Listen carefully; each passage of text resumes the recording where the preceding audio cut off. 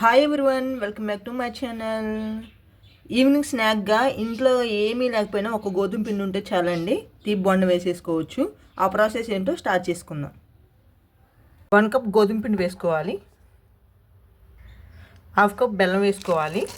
మీరు షుగర్ ఎక్కువ తినేటట్లయితే 1 కప్ అయినా బెల్లం వేసుకోవచ్చండి. చిటికెడు సాల్ట్ వేసుకోవాలి.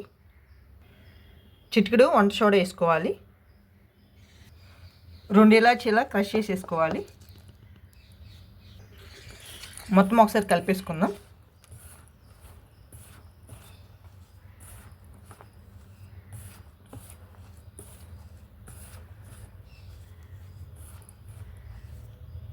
టూ టేబుల్ స్పూన్ బొంబాయి రవ్వ వేసుకోవాలి. ఈ బొంబాయి రవ్వ కేవలం ఆప్షనల్ అండి, కావాలంటే వేసుకునేదంటే స్కిప్ చేయొచ్చు. ఈ బొంబాయి రవ్వ వేయటం వల్ల బోండం అనేది గుల్లగుల్లగా క్రంచీగా వచ్చిందండి, అందుకని వేసాను. కావాలంటే వేసుకోండి. ఇలా మొత్తం కలిపేసుకున్న తర్వాత కొంచెం కొంచెంగా వాటర్ వేసుకుంటూ పిండి బెల్లం మొత్తం కలిసేలా కలుపుకోవాలి.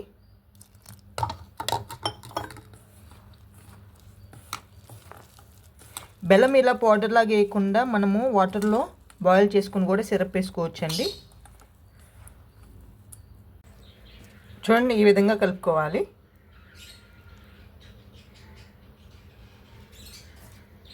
కొంచెం బాగా బీట్ చేసుకోవాలి.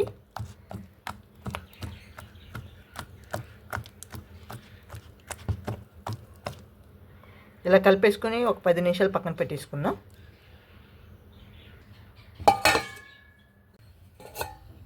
పది నిమిషాల తర్వాత పిండిలా కొంచెం పొంగినట్లయిందండి. బోండాలు వేసేసుకుందాం. డీప్ ఫ్రై సరిపడా ఆయిల్ పెట్టేసుకోవాలి. ఆయిల్ హీట్ అయ్యాక